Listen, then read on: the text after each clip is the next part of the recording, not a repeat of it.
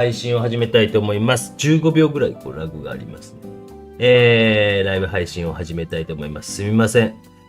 ちょっと今日も一日バタバタする予定でございますので、ちょっと、カマキリを取りに行かなきゃいけないので、配信を始めたいと思います。なんかだいぶ涼しくなってきましたね。なんかね、皆さん、体調はいかがですか？大丈夫ですか？今日はちょっとアクリルでいこうと思います。ちょっと上級者向けと書いたんですけど、そうやって自分を少し、プレッシャーをかけるために、フタロシアニンブル、バーンとシェン。ちょっと自分にね、プレッシャーをかける意味でも、上級者向けと。カドミウムグリーンが。こうたのにどっかやってしもうたな。パーマネントグリーンライト。よいしょ。カドミウムイエローもなくなったな。旅行く前に買わなかったね。あらへん。買ってなかったっけ？買ってなかったっけ？よいしょ。ブリブリブリブリ。ちょっと出ました。バーンと、ディープブリリアントレッド。今日はアクリルをやろうかなと思ってます。で、カドミは、これもあれへんな。買わなあかんのか。カドミウムレッドライト。よいしょ。これが、あれかな。今日はですね、彼岸花を描こうと思います。彼岸花を。ただ残念ながらあいにくの雨だったために、こんな感じの写真しか撮れず、可能な限りここで現場で、ライブ配信をしようと思ったんですけど、残念ながらできなかった。チタニウムホワイト。よいしょ。ウルトラマリンブラウン。先端固まってる。なとこかな。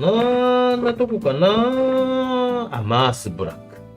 黒は欲しい。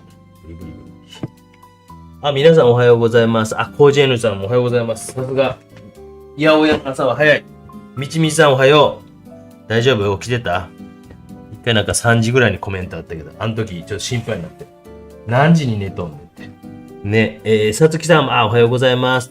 はるさんも、稲葉さんも、赤坂さんもおはようございます。皆さんね、誰が早いか。ね。なんかこう、中学生ぐらいの時ってなんかちょっと遅刻するぐらいがかっこよかったですけどね。年取ってくると早い方がなんかかっこいいぐらいになりますよね。私もそういうタイプです。今日この棚田を描いていこうと思います。ちょっと失敗した。ビュビュビュビュビュビュ。てねで。緑はですね、フタロシアニンブルー。ちょっとパレット映ってないか。もうちょっとこっちまで映らんか。微妙に映らんか。微妙に映らんか。よいしょ。ね、中学生ぐらいの時はわざと遅刻してくるような少年たちがいたりしたもんですよね。ケイコ川又さんも、イッペコッペさんも、知恵松下さんも、J 渡辺さんも、ね、知恵松下さんもね、なんか作品、けよ。メンバー限定の方のお話なんでちょっと申し訳ないですけど、あれ背景よ、もう。すみません。もうね、よいしょ。あれ背景よ。ピュッピュッピュッピュッピュッ。なんかね、皆さんもいろいろ秋の公募展シーズンということで、結構皆さん頑張って出されてるみたいですよね。で、今日はちょっと上級者編と銘打ったのは、なんかかっこよく書いてやろうと思ってるので、頑張って書こうと思いますけど、どこが上級者なのかはちょっと僕も分かってないんですけど、適当にやってます。よいしょ。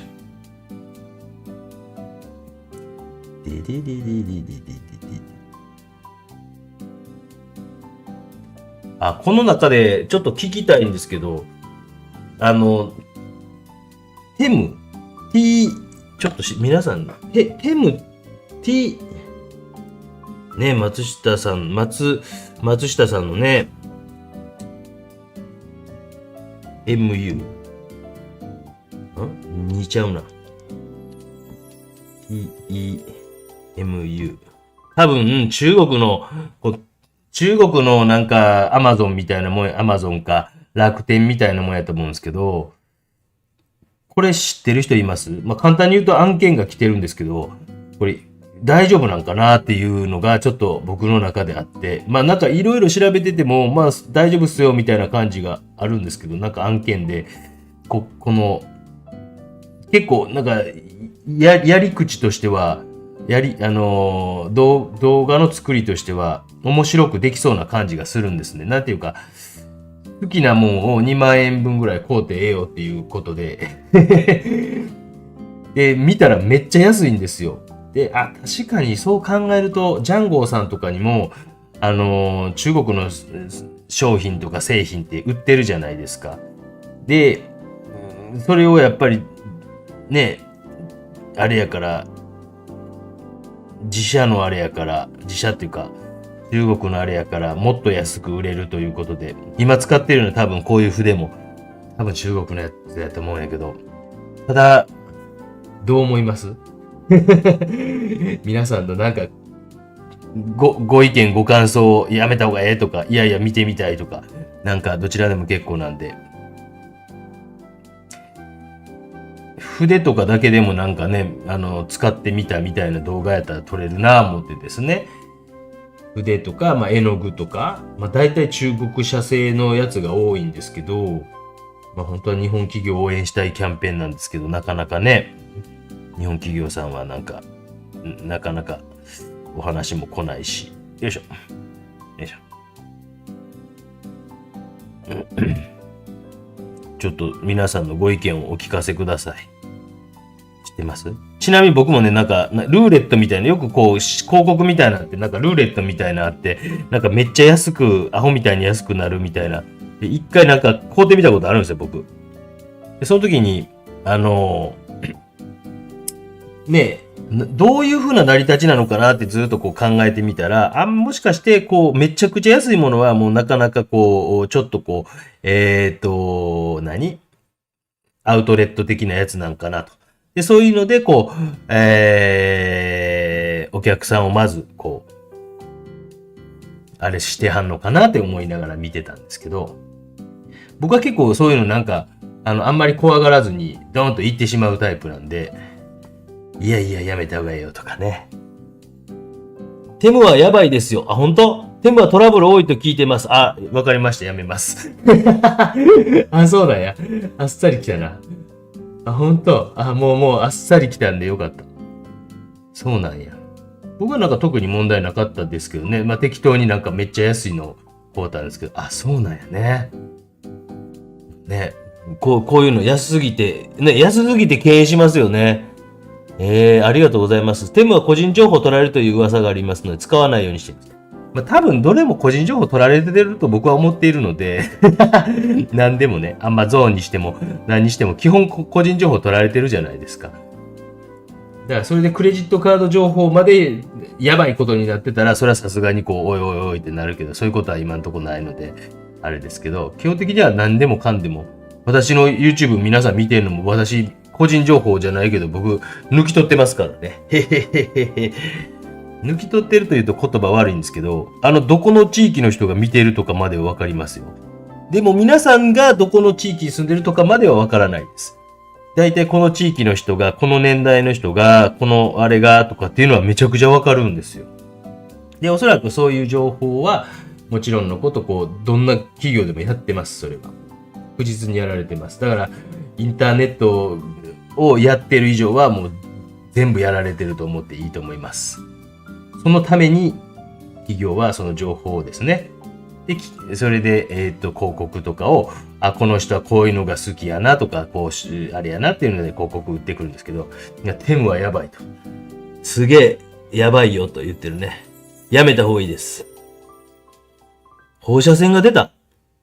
こればかりは絶対にやめた方がいいと思います。ほんま。みんな、すごいね。クレジットカードの決済を避け、コンビニ決済など他の手段を選ばれると。そうなんや。僕はなんか、クレジットカード決済したかもしれんな。そうなんや。今んとこ大丈夫ですけどね。そりゃそりゃ。皆さんからのすごい情報が一瞬できたからよかった。断りしよう。評判が悪かったですっていうことで。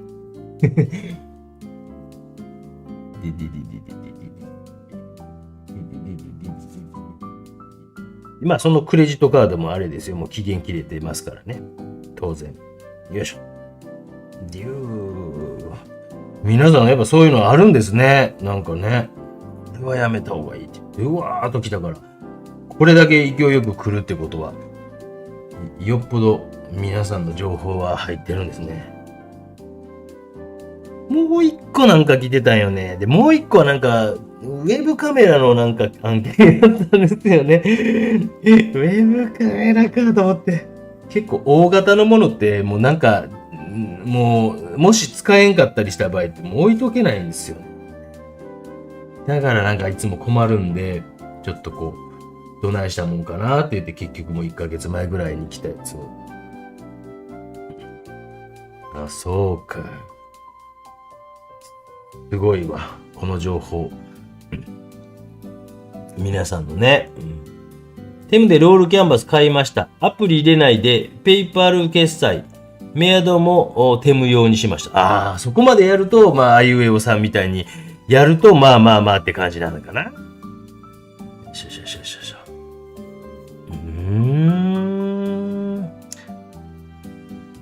皆さんからのね、そういうあるんやね。なんかこう、OK ですよ。まあ OK ですよって書いてるのはもしかしてね、企業の人かもしらんけど、めっちゃやばいというようなのはあんまネットで出てこなかったんですよ。パーッと調べたとき。そこまでやばくないんかなと思いながら、僕はね。わからんけどね。まあね。いろんなのがありますよね。もう勉強になりますよね。皆さんこういうの勉強してくださいね。僕みたいに、情報弱者の人たち。私も同じですのでね。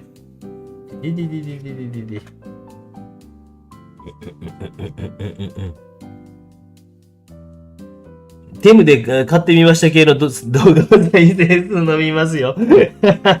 いいよ。もう別にそんな、皆さんをそっちの道へ、もしなんかにね、あれされてしまったら、もう申し訳ないからやめときますよ。そうなんや。伸びそうな気はするけど、やめときますよ、皆さんなんかあったら。僕、こう、責任取れへんから。再生数よりお客様ファースト。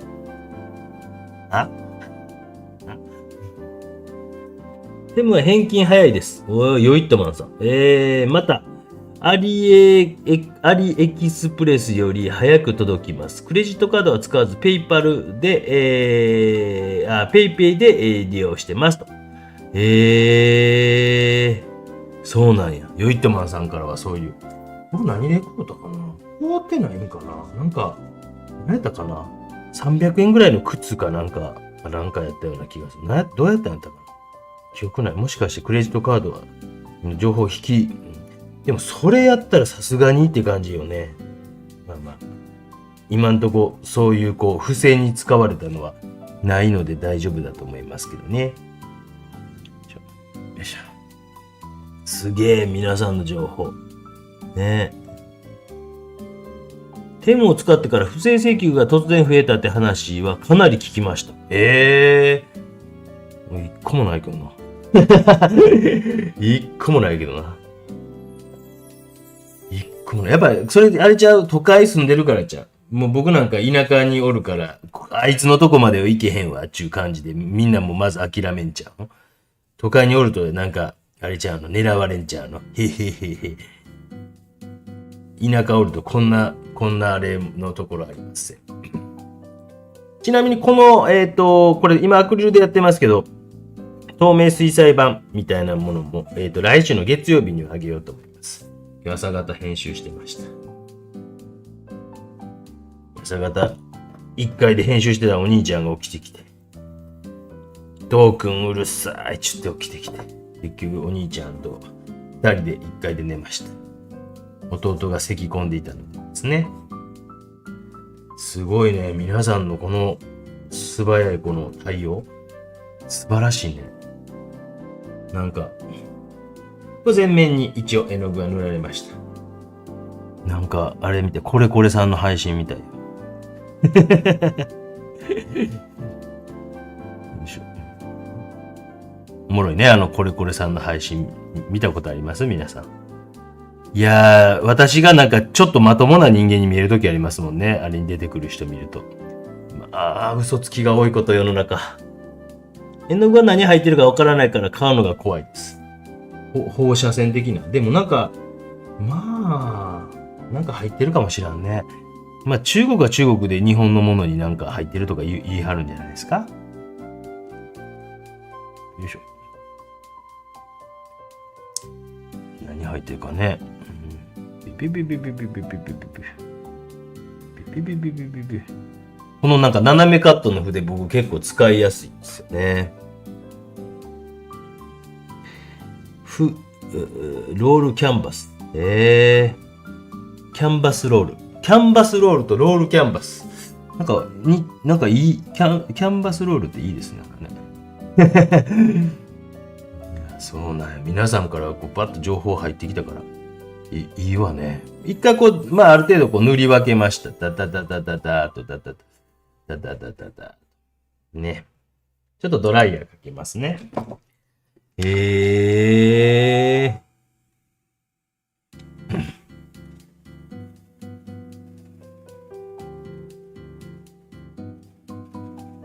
そういうこう不正請求とかのあれなのかな。ショートメールとかので来るのか。なんか、メールも、どちらかっていうと、迷惑メールフォルダーとかの方に行くから、僕もあんま見ないんですけどね。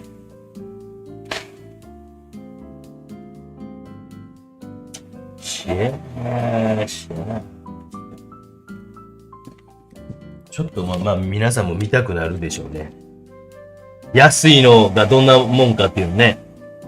なんか忖度なく言うてくれていいですって書いてあったけどね。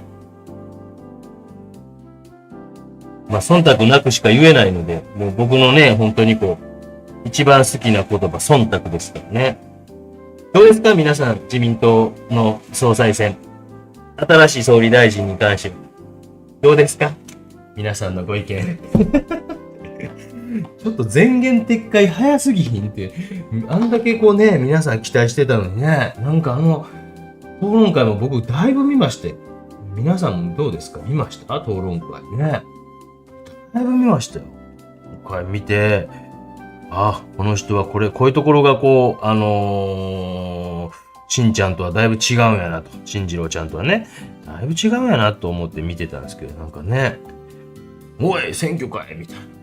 私イタリアに行く前日やんけみたいな。期日前投票やな、これやと思ったりですね。よいしょ。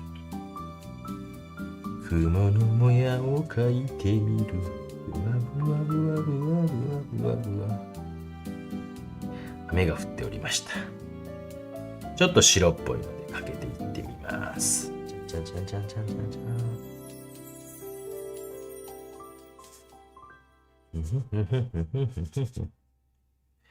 だらし内閣。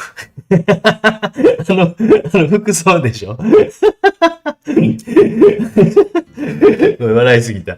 僕も服装見たときに、もうね、慶応ボーイがほんまにね、もう慶応ボーイがもうね、慶応ボーイなんでしょ石破さんってね、慶応ボーイ顔してますもんね。めちゃくちゃ慶応ボーイ顔してます。シュッとしてますよね。慶応ボーイ顔してますよね。だらしない服。ズボンがちょっとひどかったよね。誰か注意せんかったんかな。本当になんかズボンがよれよれのなんかね、あれでしたね。よいしょ。僕、本当にちょいちょいこう、1年に2回ぐらいはなんか会うんですよ。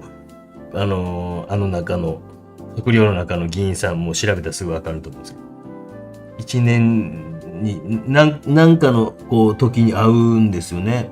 その方がこう初入閣されてたから、よかったなと思って。よいしょ。だらし内閣。ねえ。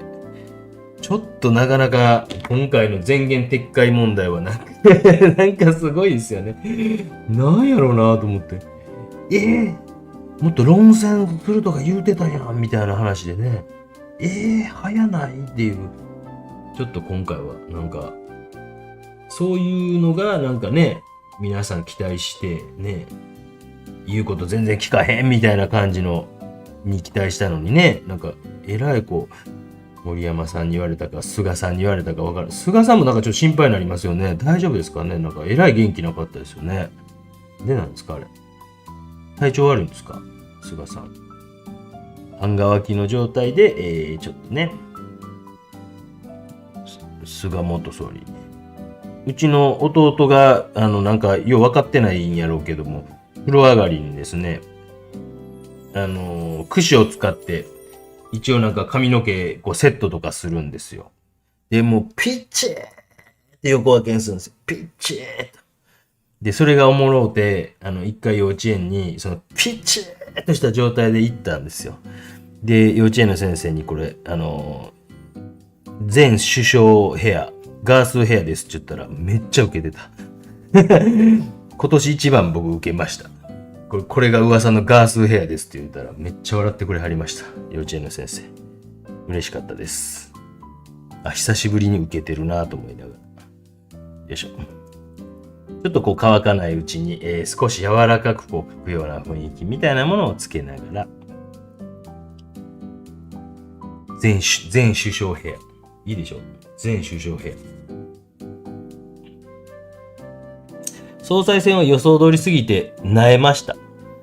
いやーね、なんかでも、一応なんとなくこう、今までもこう、総理になってほしい人、ずっと上位に入ってたわけじゃないですか。だからなんか、僕なんかはね、じゃあもう多少はと思ったけど、ちょっと前言撤回早すぎやんと思ってね。早いでしょ。よいしょ。まあ私いつも言うてますけどね、子育てと教育だけですからもう、それ以外別に税金がどんどん高くなろうが、ぐちぐちは言いますけどね、社会保険料が高くなろうが、ぐちぐちは言います。よいしょ。よいしょ。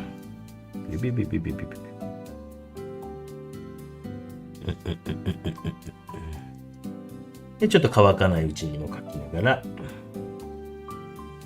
いしょ。まあ、言うてしまえば、2層目みたいな感じで書いていってます。どの辺書いてた？よいしょ。ここがこれで、自分でもちょっとようわからない時あるんですよね。よいしょ。少しこうかすらせるようにこう書いてみたりですね。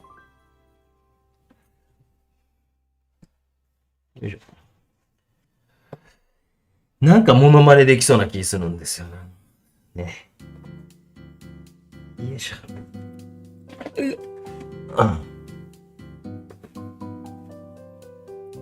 で、少しこう鮮やかな色一回置いてみましょうね。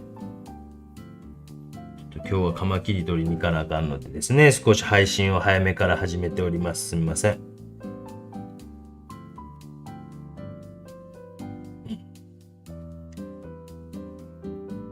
今日はどこに行こうかな。吉野ヶ里公園あたりかな。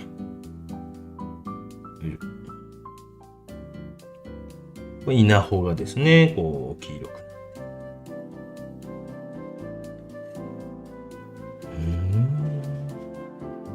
なんかそういうこうね、だらし内閣みたいなのとか、パッとつけれる人すごいですよね、なんかね。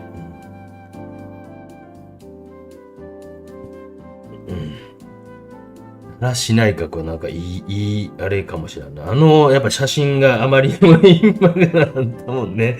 あれ、もうなんか漫画に描きたくなったもんね。なんかね、あれはちょっと絵に描きたくなってしまいますよね。ちょっと昔のなんか日本人という感じの感じの、ね、面白かった。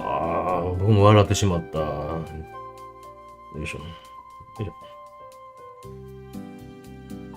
プタロシアニンブルーと、黄色とかを混ぜて、緑、を作っております。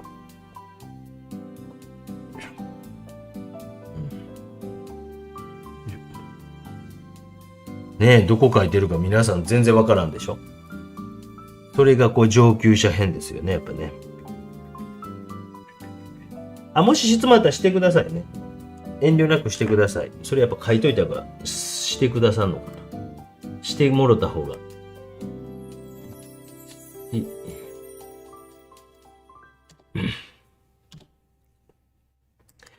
なんか、ねえ、固定、よいしょ。よいしょ。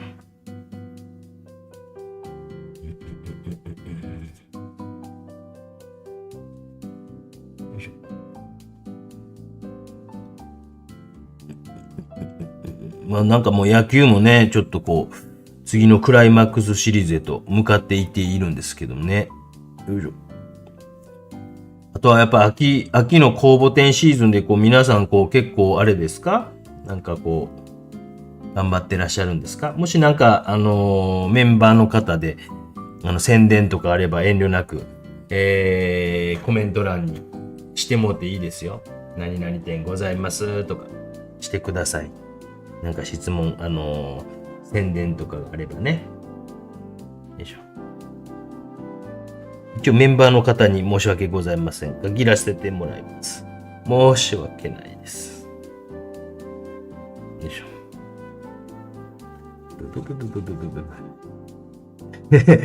何書いてるかわからんね、まだね、皆さんね。何書いてんねんって感じでしょ。ピピピピピピピピピピピピピ。カマキリ少年静か。そうか、買い物行くっちゅって。カマキリ少年は買い物に行きました。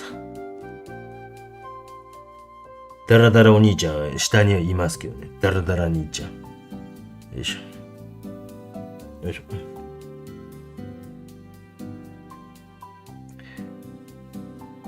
よいしょ。まだ、彼岸花は入れておりません。入れてませんけども、ぼちぼち入れようかなと全体で、作っていっております。ごめんなさい、ちょっとティッシュがなくなったんで。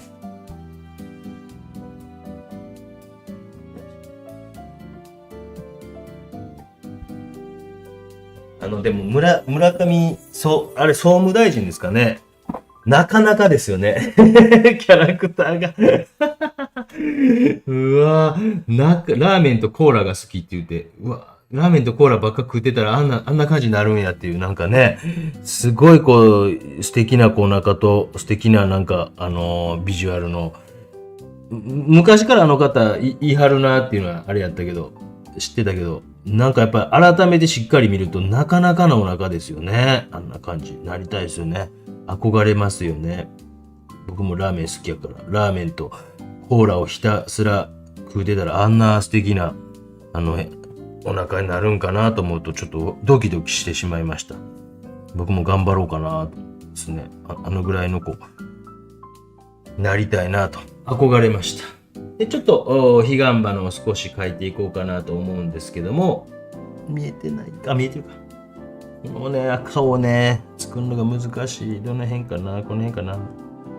もうちょっと白がほんの少し足されて。カドミウムレッドをちょっと多めの不透明。なかなかね、あんな滑覆の素晴らしいね。こんなビジュアルになりたいなと憧れてるんですよね。ドラえもんみたいな感じです。可愛らしい。誰からも愛される雰囲気のね、羨ましいなと思いました。よいしょ。沙織さんもさとこさんもおはようございます。石田祐一さん。大リーグ大谷さん気になるどころかね、もちろん大好きですよ。すごいですよね、大谷くんね。もうなんか、いろんなもの超えすぎてきてもわけわからないですよね。ねえ、福本豊と王貞治って感じですもんね。何を言ってるかわかりました。ねえ、世界の盗塁王。ねえ、福本豊さん。立ち正面できんようになるから国民栄誉賞いらんって言って。あれほんまの話なんですか？関西の人なら誰でも知ってる伝説の福本豊さんの話。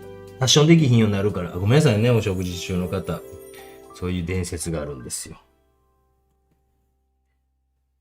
あの時、阪急、僕なんかよく、あそこ阪急西宮球場じゃなくて、どこやったかな。近鉄の藤井寺とか見に行った時、阪急線見に行ったんですもんね。阪急。当時人気なかったですもんね。阪急と、あれですね。近鉄。人気なかった。もう全部阪神に持っていかれてたから。これ何度か話したことあるんですけどね。近鉄の外国人デイビスっていうのが、近鉄電車の駅で、試合終わりで、私たちもこう試合を見て帰りにいて、うわ、デイビスーとかって言ったら、軽くなんか手振ってくれたような記憶ありますもんね。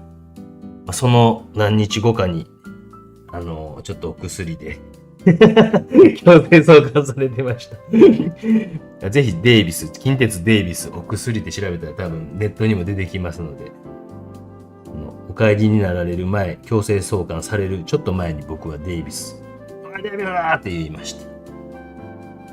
何年なんやろな。よいしょ。ガンバのを少し入れていってます。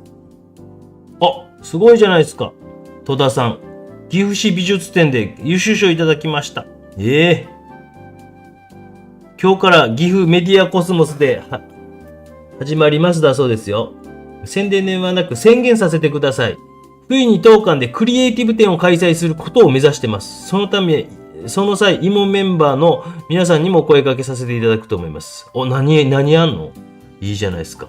そしてまさこ戸田さんもね、すごい岐阜、懐かしい岐阜。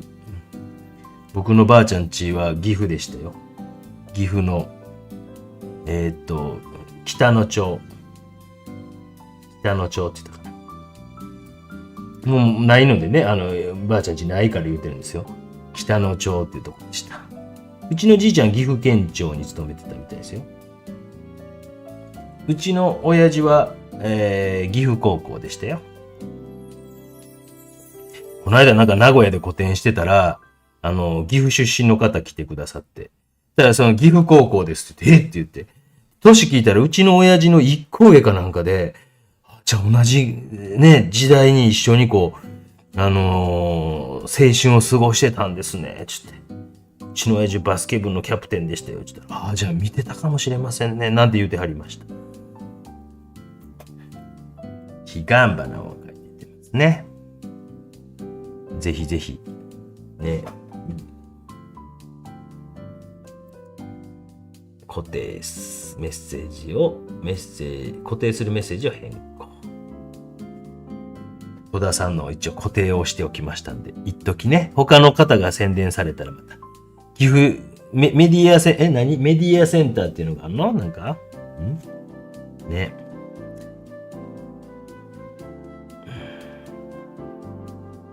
よく岐阜城を登ってました。じいちゃんの散歩コースやったんですよ。登ってました。よいしょ。彼岸花を少し赤を差し込んできました。で、これぐらいになってきたら、ちょっと、腕が痛い。疲れてくるとね、腕痛み出すんですよね。よいしょ。形をですね、少し、奥の、建物などをちょっと描こうかな思ったりとします。よ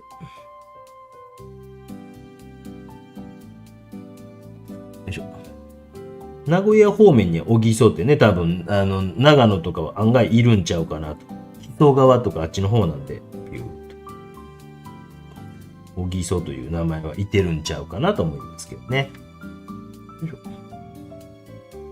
もしなんか質問あったらしてください。遠慮なくしてくれると、おっちゃんは話のネタが尽きてくると、わけわからん話をします。よいしょ。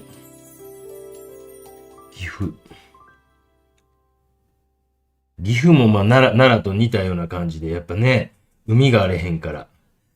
でもなんか、鮎が美味しいとこあったな。うなぎとなんか鮎を食べによく行ってたな。そそれぐらいがなんかって言うてたな。よいしょ。よ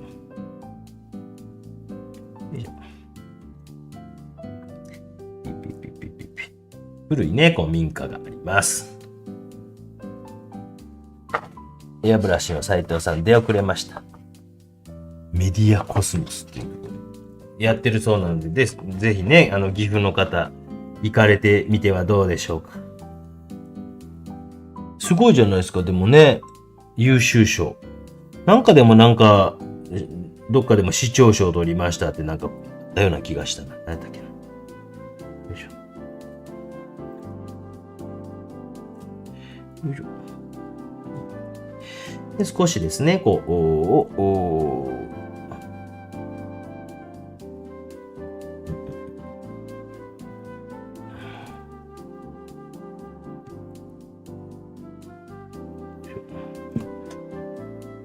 建物を描いていっております。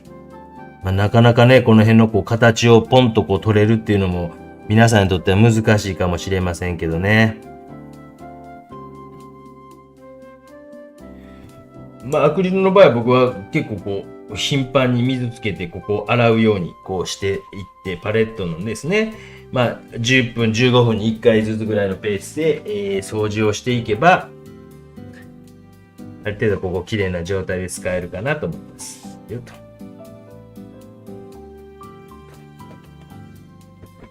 岐阜高校、県で一番の進学校。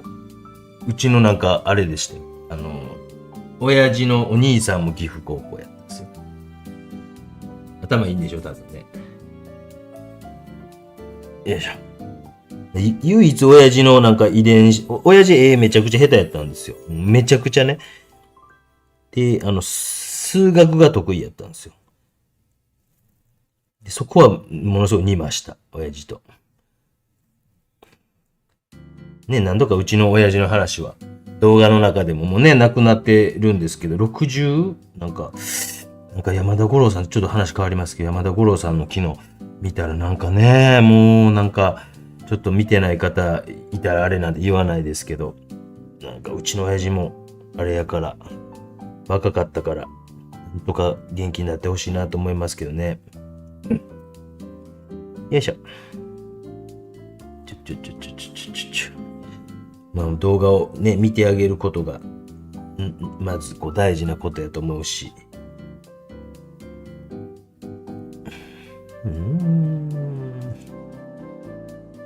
よいしょ。岐阜高校で、でしたよ。全然本当才能とかないんですよ。でも親父のところは、僕が大学の時とかも展覧会とかあるたびに必ず来てくれてましたね。出張と称して絶対出張ちゃうやろっていうような感じの雰囲気で、大阪の方からですね、来てくれて。で、いつも、差し入れに酒を大量に買ってきてくれるという。で、大学の同級生とかって一緒に展覧会やってるやつと、飲み飲みっていう感じで、酒を買ってきてくれるような親父でした。よいしょ。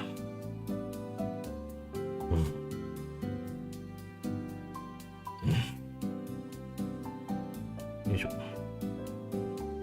ビュービュービュービュービュービュービュービュー。描く際の色の選択について自分の目で見た色を混色して使うパターンと物の固有色にどんな光が当たっているかとこう見えるかというのを頭で考えて混色したり描いたりするパターンがあるのですが、どのように考えて両方ともでいいんじゃないですか。僕もそんな感じですよ。固有の色に光が当たってとか。あとプラスアルファ僕やっぱ構造を考えてる。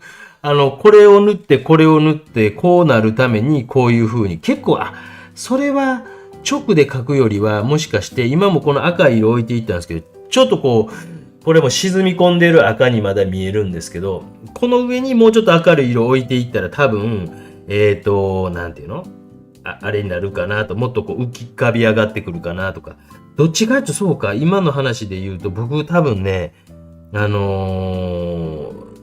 次に塗っていった色とか、塗り残した、こうなるかなとかっていう、そこの先々までも考えてるかもしれない。でも大体でも似たような感じで、多分そこのところがなんかこう皆さんのなんかね、得て増えてのところで皆さんの見てると、こう先のことを読みながら、この色がこの色とこう混ざってきたらこうなるなっていう予想を立ててやるっていうのがちょっと難しいみたいな感じがするよね。それは僕結構しますよ。またなんかちょっと深い質問してきて、どないしたん？一道さんらしくないな。見てくれよ小田切城みたいな感じ。ね。シュッとしてるのに、なんか質問はなんかちょっと哲学的な質問してきよ。全然哲学的ちゃうか。あゆえよさん、いい話。親父のね。親父も変な人でしたよ。よいしょ。ぷっぷっぷっぷ。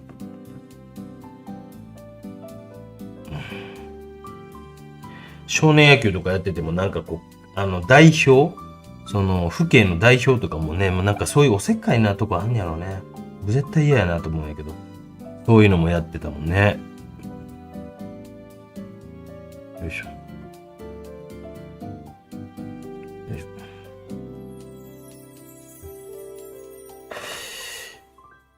とりあえず一回こう置きました。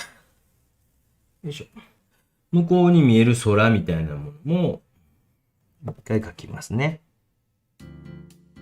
なんかこう先薄く塗った時にあんまりこう、絵の具がしっかり食いついていなかったのか、こう溶けてたね。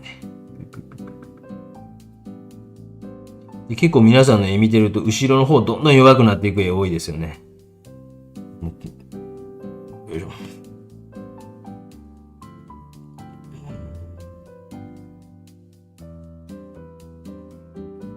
これもなんか、後で明るい色を乗せて、空のところの色を描くということを、ある程度こう予想をしながら下の色を置いていって。よいしょ。よいしょ。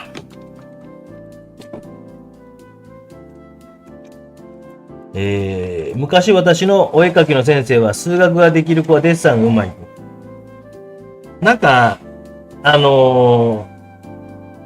僕も大学のある先生から、絵は大体数学やでって言われてることありますけどね。僕が東京芸大入った時、どっちかっていうと理系の人間結構多かったですよ、周りに。なんか、結構みんな理系なんやなと思って。なんか文系の方よりは、ある程度こう先を読めていくような人が多かったような気がしますね。うわー、すごく出遅れました。そしてすごくごめんなさい、早くやってました。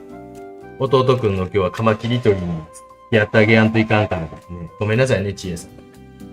弟くんのカマキリ採集を吉野ヶ里公園に行く予定ですので、もう我が家は今もう弟中心ですので、もうお兄ちゃんに弟ですので、我が家の一番のボスは弟ですので、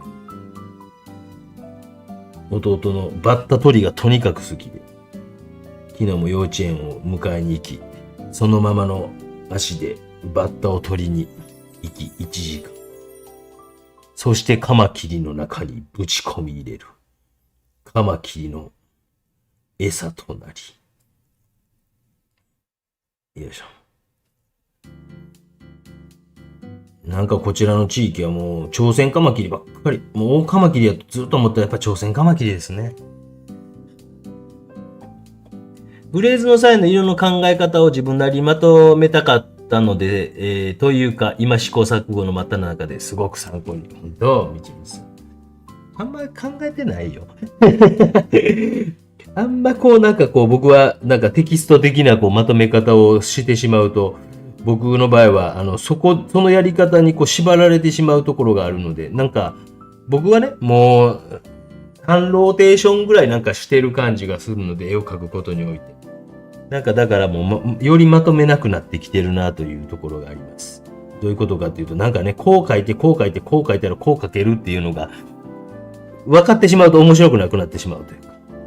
だからなんかそこの中で新しいことまたするみたいな感じですね。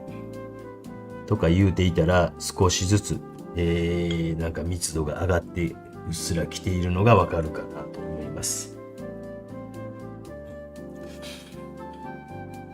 トークンの可愛さめっちゃ可愛いよね。お兄ちゃんも可愛かったけどね。トークンなんかめっちゃ可愛いよね。なんやろうな、あの可愛さはわからん。ちょっとこう、恥ずかしい時にね、はにかむようななんかね、おちょぶ口になるんですよ。これがまた、バカ親です。はい、ありがとうございます。親バカじゃないです。バカ親です。ありがとうございました。センキュー。で、ちょっとこれグレーズ的な感じでね。何々宿の付加価値の一環。いいじゃないですか。この3年間でネットで、できたつながりやお客様とのご縁からいろんな方の絵画やイラスト、漫画写真など、わあ、それはいいよ。絶対やった方がいいよ。非常によろしいじゃないですか。もうね、そういうこうつながりができて、こう全国のね、その人らぜひこう、泊まって道東地区、絶対見た方がええで。確かにこう、北海道は、僕北海道ね、4回、3回、4回ぐらい、ここ、令和5年、令和元年から行き出したから、4回、3回、4回行ってるんですけど、もちろんね、札幌とかいいんですよ。都会でね。でもね、道東地区のね、なんかこう、だだっ広さ、いいよ。例えば、ね、アスカさんなんかも住まわれてますのでね、だだっ広さとかなんかね、ズドーンとしたスケール感、いいよ。ぜひ、僕はおすすめかなと。まだこう、稚内の方行ってないのから、あちらの方もね、行ってみたいなと思うんですけど、道東地区のところの広い感じ。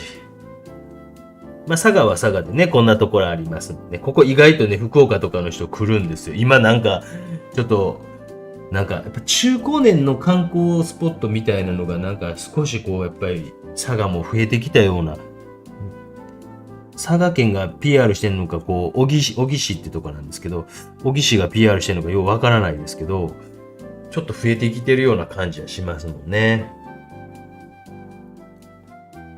トークン、笑った時先生似て、メガネかけたらもっと似てますよ。めっちゃ似てるんですよ。いや、お兄ちゃんはお兄ちゃんでね、可愛いんやけど、弟のなんかね、全力でやる、ちょっとね、心配になるぐらい虫取りももう、帰ろうって言っても帰らんんですよね。昨日も全然帰らない。いやいや、ちょっと、おもろいなと思って見てます。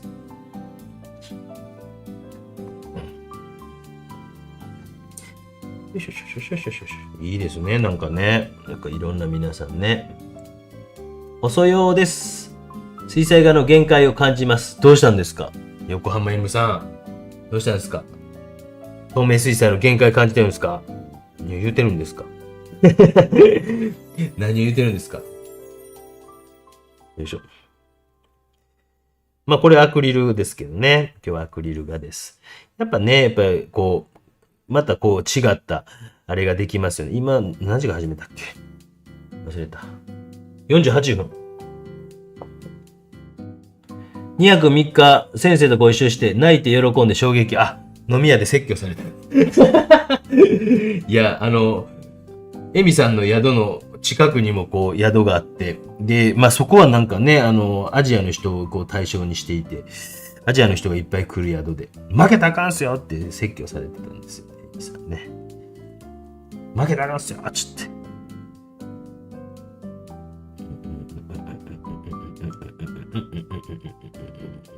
いや、あんなにも本当に観光資源がやっぱ山ほどあるからめちゃくちゃ、知床ももちろんね、どれくらいかな ?1 時間ちょっとぐらいかなって感じなんですけど、もう世界遺産の知床。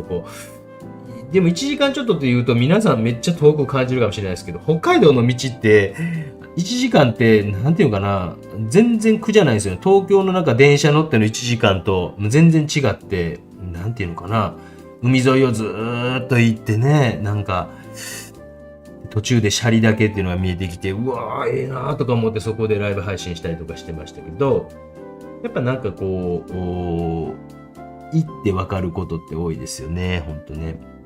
で、ちょっともう一回この辺の山、もうちょっとこう書いて、またもう一回スカンブル的にやってみようかなしますよね。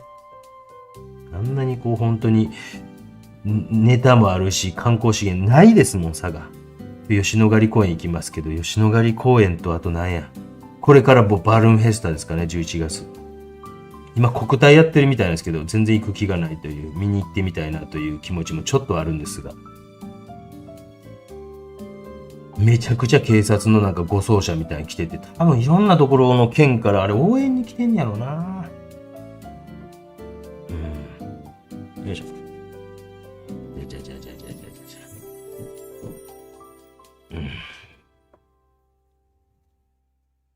いしょ。まあ、50分ぐらいですね、今ね。県民賞で佐賀ラーメンやってました。嘘。どこのなんか紹介してました？わかります？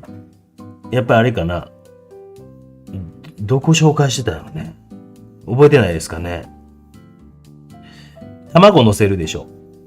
僕はあんまやったことないんですけどね。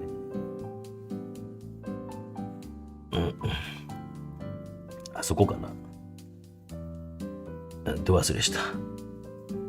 僕はヒロちゃんラーメンっていうのが好きなんですけど、もう最近めっちゃ混んでて、もうなんか入れないんで、行けなくなってしまって残念なんですけど。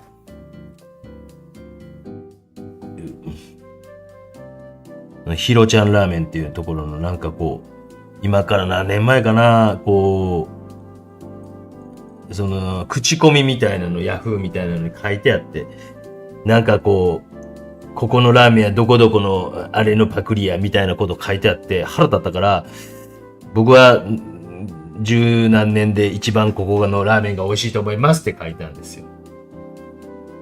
その時だからまだ混んでなかったんですよ。今めちゃくちゃ混んでる。めちゃくちゃヤフーのコメントもいいコメントばっかり書いてます。書くんじゃなかった。やんなことはないか。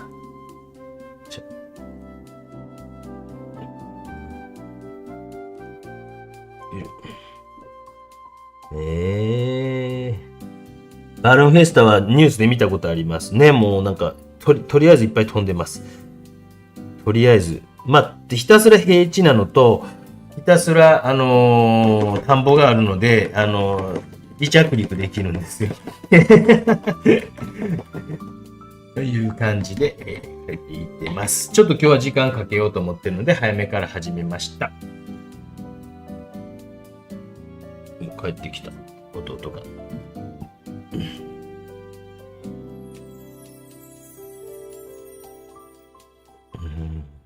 まあでも子育てするんやったらね、もう公園がいっぱいあるのは助かりますよね。どこ行っても公園あるし、待機児童とか多分ゼロやろうし、わからんよ。僕ぐらいですよ。旦那で毎日送っていってんの。嫁と二人で。我が家だけですね。見たことないですね。我が家だけです。もう絶対二人で来いっていつも二人に言われてですね。ちび二人。3、4回あるかな。3、4回嫁はんだけで。迎えは僕が一人で行くこともありますし。まあそんなんできんのはね、幸せなこっちゃなと思いますよ。まあ、運動会は走れないですよと、散々言ってますけどね。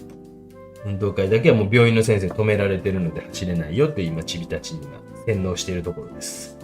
お父ちゃん走ったら足爆発するからねって今、洗脳してます。絶対走りたくないです。張り物競争でさえ走りたくない。絶対癒します、どっか。よいしょ。本州からのお客様には特にこの魅力を聞いたり共感したり、いいところを俯瞰して捉えるのに注力してきたこの5ヶ月。それは素晴らしい。いや本当に僕はもう、マニアックマップを作るべきだと思うんですよ。マニアック、飲み屋バージョンと、界隈、車でどれぐらいで行けます、あれをもう絶対。で、なんかこう、例えば、佐賀なんかでもこういうところとかも、なんか、何年か前はそうでもなかったんですけども、どんどん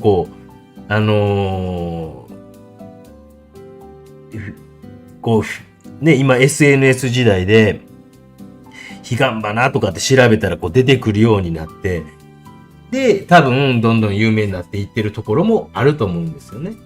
だからなんか北海道なんかそういうとこもっと多いはずなんですよね。もうめちゃくちゃ多いと思うんですよ。僕本当に多分1週間ぐらい行ってなんか観光マップとか作ったらめちゃくちゃマニアックな。ね、もちろんこう芝桜がこうあれしてる公園とか整備されてるそういうところとかもいいんですけど、誰にも知られてないようなシャリだけの田んぼから見るシャリだけとか、めちゃくちゃ綺麗じゃないですか。あんなんないですよ。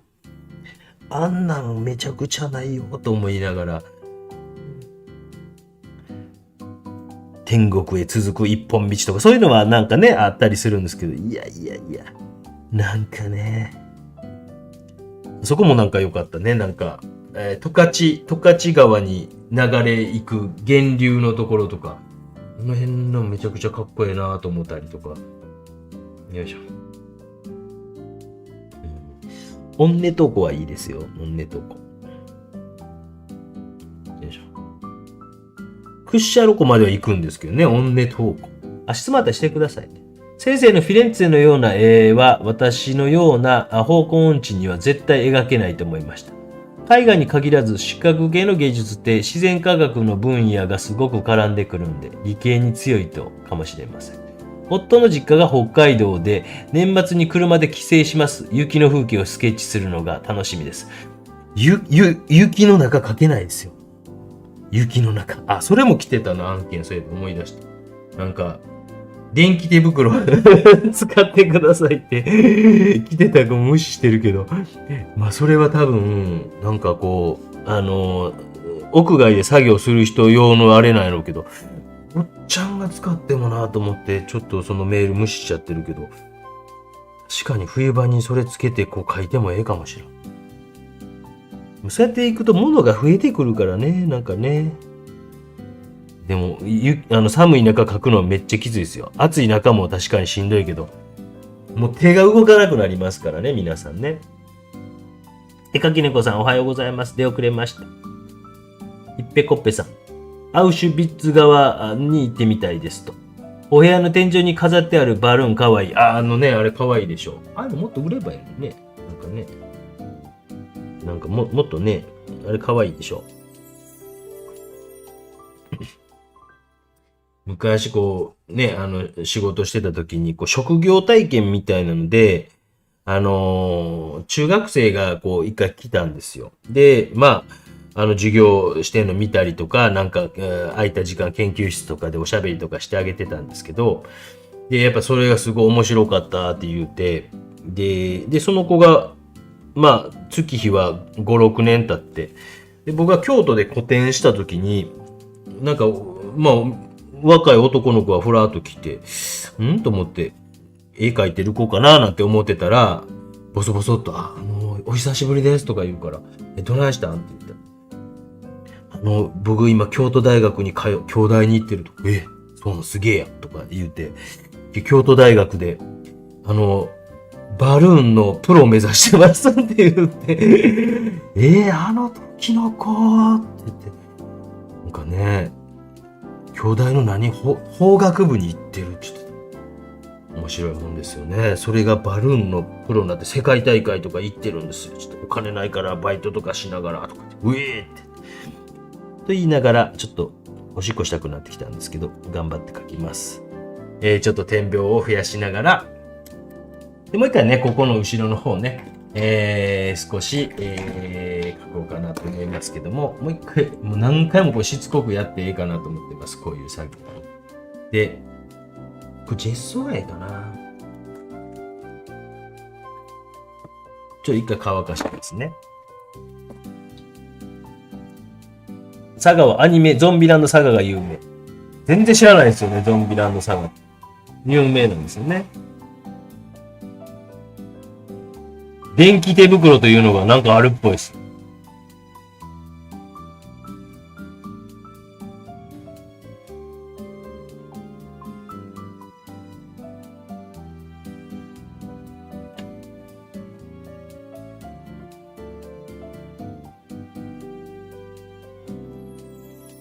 いしょ。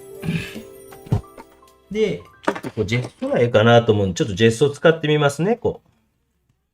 方向性が見えてきたので、ホームページリニューアルも現在何時間もかけて打ち合わせ中。自分で作ればいいじゃないですか、ホームページなんか。絶対自分で作った方がいいですよ。お金なんかそんなん使う方がいいですよ。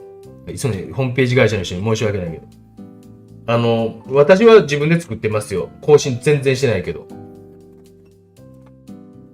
ームページなんかね、ドメイン料ぐらいでなんかめっちゃ安かったような記憶あるけど、1年間で年額いくら4000とかやったような気するけどな。ちょっと覚えてないけど、もっと安かったか。ホームページは自分で作った方が多分面白いですよ。簡単ですよ。ネットでこう、ホームページ、今、どんなの人気みたいな感じでよいしょ。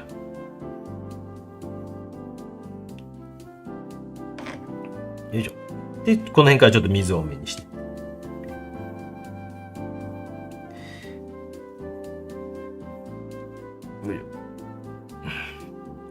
ちょっとムラっぽくなってきたなぁ思ったら、よ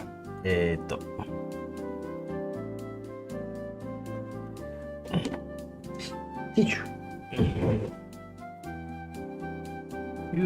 僕多分4日ぐらいで作ったと思う。4日もかかってへんかな。で、これが少しこう半乾きの状態ぐらいで、少しまた、4日ぐらいで作ったら今日かな。ごめんなさいね、ホームページを作ってることを職にされている方には申し訳ないですけど。ああ、こんな感じなんやなと。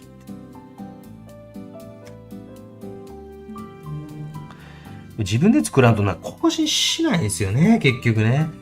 僕はしてないけど、なんかね、ホームページってなんかそういうところがあるんちゃうかなと思ったりするんですよね。もう進めてるのにね、ごめんなさいね、いらんこと言うたね。一回やってみたら、一回。そこから本当にやるとなったらドメインとかをあれするようになっていくと思うの。ドメインを取ったり、要はなんとか、おぎそまこと .com みたいなやつね。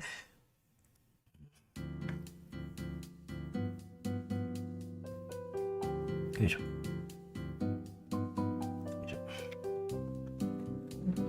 ホームページは2000年から10年間は自分で制作運営していました。あ、そうなのね。10年間やった。今も全然違いますよ。2010年代のあれと全然違いますよ。もっともう、ペンペンとしてできるやつありますよ。めちゃくちゃ楽ですよ。作るのめちゃくちゃ楽やったですよ。たまに国会議員の人でなんか20年ぐらい前のホームページをね、ホームページビルダーで作ったようなやつとかの人まだいますもんね。あの辺から変えていけばいいのになと思うんですけど。それをやっぱお金をかけると思うから政治に金はかかるって言うんですけど、自分でやるという意外でね、やってほしいですよね。という感じで、少し向こうにもやがかかっているような感じ。よいしょ。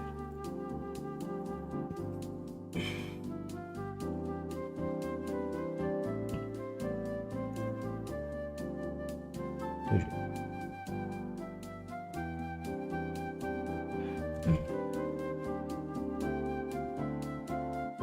よいしょ。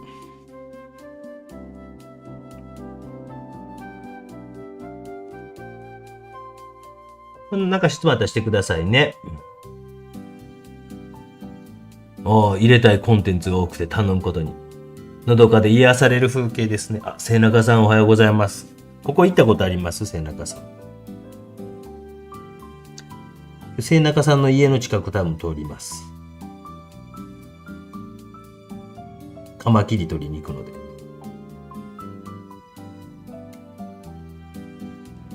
らい急に涼しくなりましたよね。皆さん風邪とかひいてないですか？僕はがっちりひいてます。よいしょ。皆さんはどうですか？大丈夫ですか？少しこう、もやがかかっているような感じにしました。春花水木さん、二度寝しました。お休みなんか二度寝してください。もうね。もうしてください。私は2時40分ぐらいから起きてます。2時40分ぐらいから起きてます。まあ何時やねんっていう。よいしょ。何でもいいですよ。質問ぜひしてください。初めての方もコメントぜひぜひいただけたら嬉しいですよ。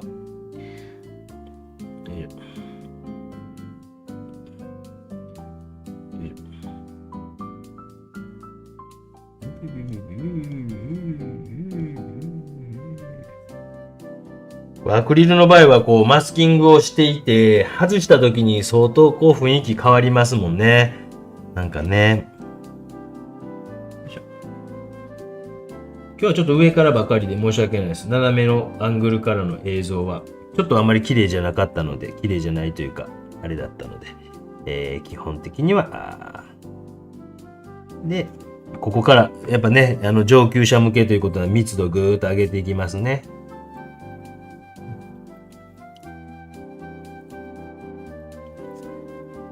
だから皆さんのこう地域にやっぱね、いい資源っていっぱいありますもんね。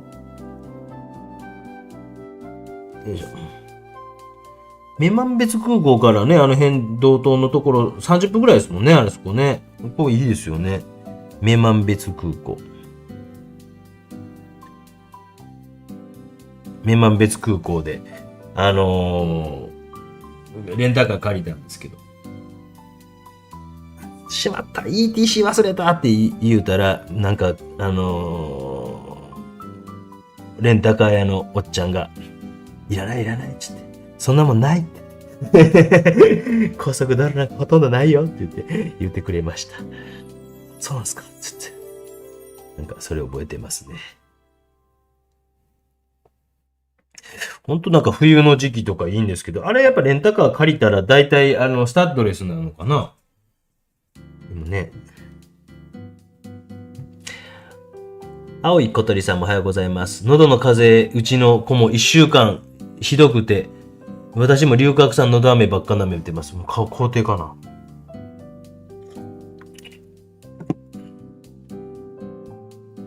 全然、あれ、関係ないですけど、今日のメンバーじゃなくて、鬼高評価朝あげたんですけど、一番初めの人なんか、なんか、すごい人やと思いますよ、あれ。リュウマチの、なんか、偉い人が来たな、またと思いながら。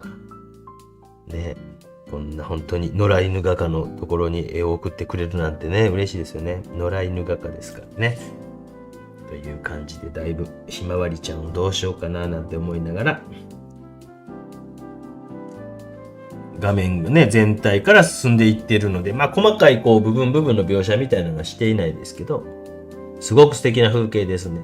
霧というかね、がっつり雨降ってたんですけど、すりゃ。ということで少しずつ最後密度を上げていこうかなと思います。1時間7分でここまで来た。別にこんなん1時間で書かなあかんとかないんですよ。僕はもう今日はカマキリ取りに行かなあかんから、もうしゃあないんですけど、子供がね、カマキリ取りたいと。こう言うてももうカマキリ今も4匹いるんですけどね。昨日庭でカマキリの入れ物を掃除してたら1匹どうも逃げたっぽいです。腹広カマキリが逃げてました。お父ちゃんめちゃくちゃ落ち込んでたら子供たちに気にしないでって言われちゃいました。優しいね。めっちゃ落ち込んでたんですけど。腹広カマキリ可愛いんですよね。あと朝鮮カマキリばっかりやもん、ほんとやな。ほんとね。よいしょ。なんか質問あったらしてください。質問ないとカマキリの話を始めますので、ぜひ質問してください。カマキリの話多分聞きたくないと皆さん思いますので、好評見ましたかな？すごいですよね。以前ライブでもちらっとおっしゃってたんで、ね、なんかなんかね。遠慮なくコメントください。よいしょ。質問とかないと、おじさんはカマキリの話を始めてしまいます。絵の具早めコートかんといかんな。よいしょ。よいしょ。カドミウムイエローと、あった。カドミウムイエローはあった。よいしょ。最近カマキリの卵を見たことないんですか？見てますよ。見てますよ。結構もうね、ここのところ、捕まえるの上手くなってきて、だいたい1回のハンティングで2匹は捕まえれるようになってきました。ありがとうございます。サンキュー。ありがとうございます。で、その、カマキリを、虫かごごと、虫かごをチビたちは持っていくのが、なんか、俺違うやろ、お前ら、みたいな顔で、俺カマキリ持ってんねんで、みたいな顔で、幼稚園に持っていくことが日課になっていて、やめてくれへんかなと思ってるんですけど、お父ちゃんがたまに行くと、なんか、あ、この人カマキリおじさんだ、みたいな顔で見られてます。このおじさんがカマキリを取っている伝説のカマキリおじさんじゃないか、みたいな子供たちから目で見られているような雰囲気を感じているのは私だけでしょうか。幼稚園の先生すごいよね。あんなに子供まとわりついてくんねんもんね。すごいよね。僕はちょっと向こう行っといてくれへんとか言うてしまいそうやもんね。ちょっと悪いけど一人にさせてくれへんとか言ったらあかんですもんね。もちろんね。もう絶対幼稚園の先生尊敬しますよね。ちょっとごめん、向こう行っといてくれへんって僕言うてしまいそうやもんな。よいしょ。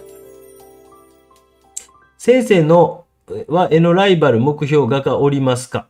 レンブラントですか？そうね。なんか、でもレンブラントにももちろんなれへんし、なんやろね。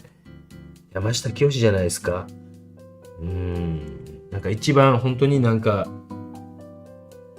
ね、そんな風に僕たちも生きていけたら素晴らしい。時にはなんちゃら人生も山あり谷のなんちゃらなんちゃらみたいな。あんなん羨ましいじゃないですか。本当におにぎりもらったか知らんですけど。山下清が一番僕はなんか羨ましいな思いますね。なんか。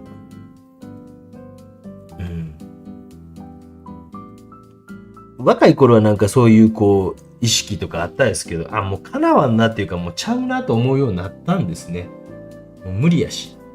なんかいろんな、例えば画廊の人からは、小木曽くんはもっとこうね、一枚一枚描いたらもっとあれやのにとか言われるんですけど、もう僕は僕なんで、こんな風に描き続けてることがもう楽しいってしゃあない人やから、無理なんですよね。我慢できへんし。っていうのがなんか、もうこの年もう50前になってもこれしかあれへんかなと。昔美術の窓の社長さんに言われたんですけど、市井さんって方、今息子さんが社長してるんですけど、市井さんに言われたんですけどね、それが小木曽くんらしくていいんだよって言ってくれたんですよ。個展に来てくれた時に。それ嬉しかったですね。いや、僕無理なんですよ。もう止めれないんですよって言ったら、いや、それが小木曽くんの個性なんだよって言ってくれはりました。その時なんか水族館の魚の絵を買ってきてくれました。それをこう美術の窓の社員さんに言うたら、社長が絵買うなんて言うて、そうなんですか、あんま聞いたことないよって言われました。もう十何年前かな。よいしょ。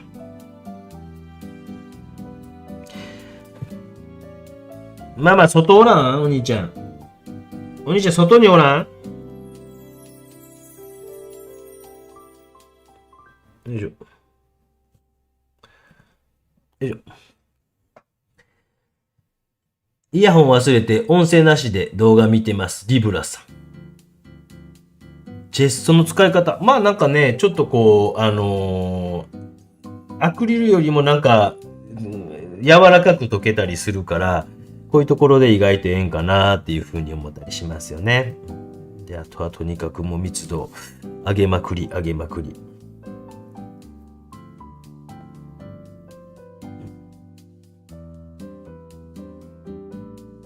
でも好きなのはやっぱね、レンブラントとかっこいいんですよ。本物とか見ると、やっぱかっこええなーって思ってしまいます。かっこええなー。よいしょ。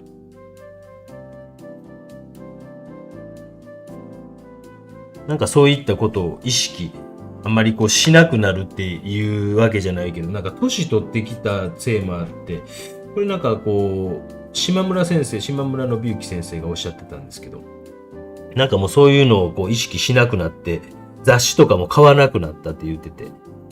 まあ僕はなんかもうお付き合いもあって、買うてて、ただ実は正直ほとんど見てないんですけど、ちょっとこうそういうところはなんかわからんでもないなっていう。だからこう、そういうふうに僕もちょっと自分自身が、いいか悪いか知らんけど、もうなんかあんまりこう気にしなくなってきたんで、それは自分の中で周りとかも気にせんようになってきたから、気楽になったかなと思いますよね。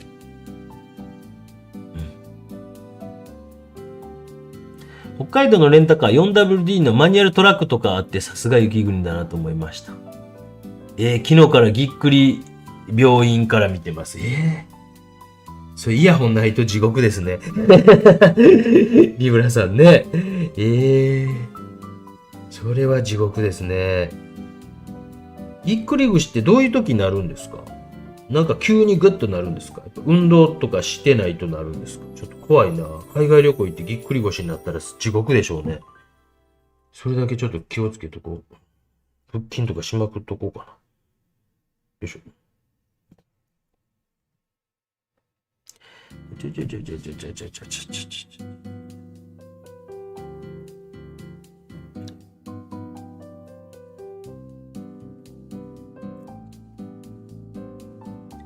という感じで、1時間、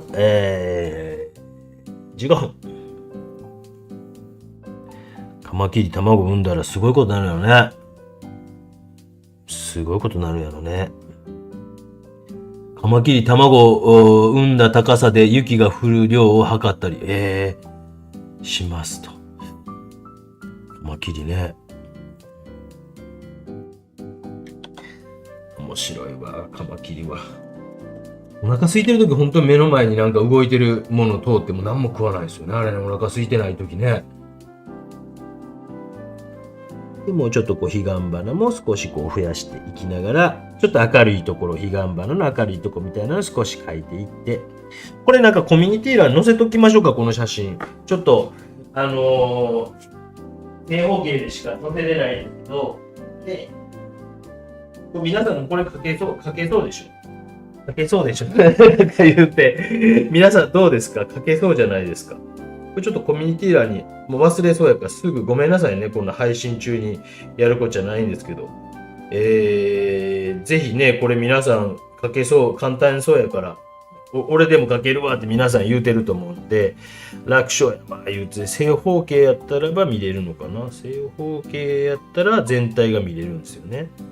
正方形で載せておきますね。またね、ちょっと画像悪いですけどね、コミュニティ欄の。なんかいい方法ないかな思って、一斉に皆さんにこう、メンバーの人に写真を送る方法、なんかないかなといつも思っているんですけど、皆さんなんかいい手ないですか？松田敦夫の、敦夫チャンネル。そんなん見てたら恥ずかしいな。コミュニティ欄。今日描いた。今日の棚田。ちょっとね、載せときますので、今日やることあれへんなとかいう人は、ぜひこの、棚田書いてみたらどうですか？これ晴れてたらまた違うんですけど、まあ雨は雨で雰囲気あって、まあそれはそれでね、なんかね、いいかなと思いながら書いてみました。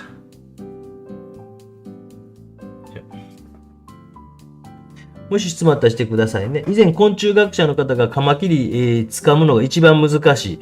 カマキリ掴めたら上級者と。わかる。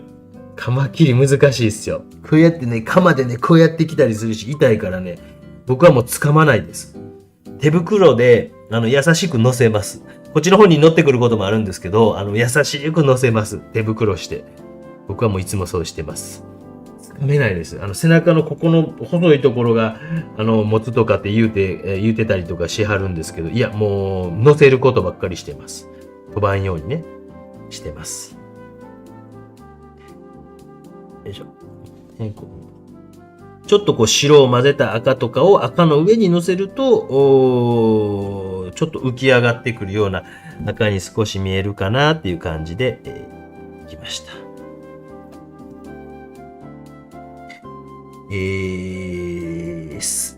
そこの佐賀県の小木の襟山の棚田、襟山の棚田というところの彼岸花を今日は描いていきました。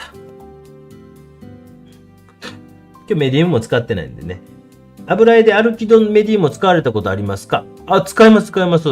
周りに使って、どうしても間に合わない場合とか、初めの段階だけやったり、使ったりしますよ。どうしても、やっべえという、最近そういうこともあんま、締め切りに追われるということもなく、のんびり仕事させてもってるので、あれですけど、昔はなんかこう、ね、なんとか会とか入ってたら、めちゃくちゃグループ展あるんですよ。で、画廊を主催、日動さんの、グループ展もあってとか、1年間で7、8本グループ展抱えてた時あったんですよ。今4本、3本とかぐらいなんですけど、もうそしたらもう毎月のように1枚、2枚とか、古典の絵たまらないんですよね。で地獄のようやったんですけど、そういう時はもう一番初めの段階とかだけはなんか歩き戸樹脂みたいなの使ったりしてましたけど、後半とかはもうなんかやっぱ使うと、絵の具のこう良さみたいなのなくなってしまうから、本当初めの段階とかは使うことありましたよ。いい質問ですね。アキーラとかではなくね。首の後ろ掴むとうまくいくことはありますが、失敗することもありますよね。ひろしさんね。素敵な棚田。今日上級者向けでしょ多分。言うても1時間20分ぐらいで。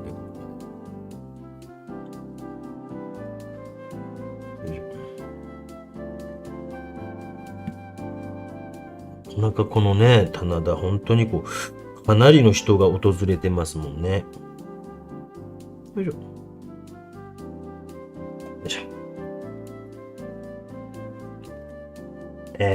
グループ展7、8本。ねえ、そうなのよ。もう腹立ってくる。郵送とかもうなんか毎月のように送ってとかめっちゃきつかったですもん。うわ、もう、いや僕もいいですって言ってたんやけど、本当はいいですって言ってたんやけどね。そういう時期ありましたよ。だからまあ、やりすぎるのもな、グループ展よりも僕古典のがやっぱ楽しいしね、グループ展もいいんですよ。なんか、でもやっぱりこう、もう自己責任で生きたいというか、いろんなものを含めて自己責任の方が、ね、ダメで自分が悪いっていうことで、なんか決めることもいろんな、で、なんか、時間とかができるといろんなこともできますしね。だからもう画廊の人言うてたんですもん。もう、1年分の予定教えてって。郵送、田舎からやと郵送が結構何回もこう、こまごますんのあれやから、1年に2回ぐらい郵送するから、ごめん、ちょっと、年始に教えてって言うて、わがままよね。わがまま、そんな絵描きおらんと思う、もうわがままよね。だったら、遅れることはないと出来上がってるけど、どうしてもこう、梱包とかそういうのめんどくさいから、1回でやりたいんですよ。すいません、ちょっと。わがままよね。聞いたことないでしょ、そんなわがままな絵描きね。私です。という感じで描いていきましょう。この辺は葉っぱか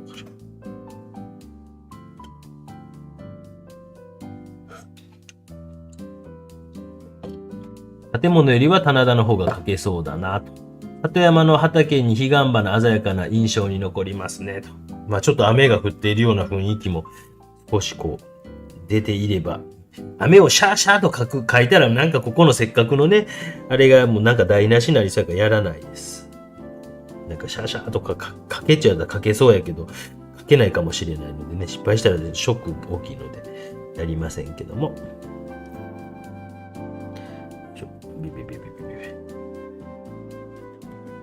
楽しかった。1時間30分弱。これちょっと多くて嬉しいね。だいたいこう、土曜日の朝、やってます。今日みたいに早い時もありますけど。トシさん来てないね。トシさん来てないね。通知が来ないトシさん来てませんね。フランスから見てはるかな、あの人は。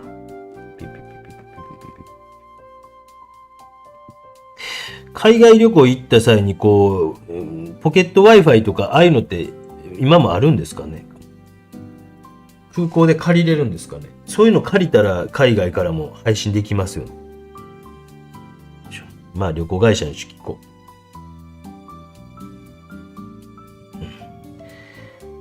う。で、少し不透明の色を置いたり、その周りの茎を描いたりとかしてまいりました。クワガタに挟まれた時が一番痛かった。平田クワガタめっちゃ痛いですよ。平田クワガタ。一回弟が泣きながら部屋入ってきて、噛まれたちょって、と思って。で、平田クワガタだったんです。で、泣いてたけど、そこまでは泣いてなかった。血は出てましたよ。強いな、この子と思いましたね。平田クワガタ、血出ますからね。ということでございました。楽しかった。家でしょ？ひまわりの真ん中の茶色いとこだけちょんちょんと書いとこうか。ちょんちょんちょんちょんとね。ちょんちょんちょんちょんちょんちょんと。ちょんちょんちょんちょんちょん。書けそうでしょ？皆さんも楽勝でしょ？こんなんね。こんなもんめちゃくちゃ楽勝でしょ？こんな簡単な絵を描いてすみませんでした。皆さんもぜひぜひ。これが上級者やからよ、へーへーへーへーっていう方はぜひぜひ、チャレンジして、喧嘩売ってください。ごめんって謝りますので。ということでございました。本日もご視聴ありがとうございました。ビビビビビビビ。マスキングテープ。ねえ、海外からしたいけどね。でもなんかこう、誰かについといてもらわんとスマホとかなんか盗まれそうやもん。シチリア島やからなんかシチリア島って治安悪そうじゃないですか。日中とか大丈夫か。夜とかですね。夜の居酒屋とかでライブ配信とかしたら、あれかな。どうですか？ 1 時間25分54秒。デッサン下書き合わすとちょうど1時間30分程度の配信でございました。皆さんもこんなん楽勝やろうと思ってますよね。なんやねん、この大したことあれへんわって言うてはるでしょ、どうせね。いつもご視聴ありがとうございました。棚田エリヤマ。もうちょっと多分ね、画面明るいはずやけどね。終わりでございます。本日もご視聴ありがとうございました。特に連絡事項はないかな。来週末、大川というところに出没します。来週の日月かな。ということでございました。Thank you very much!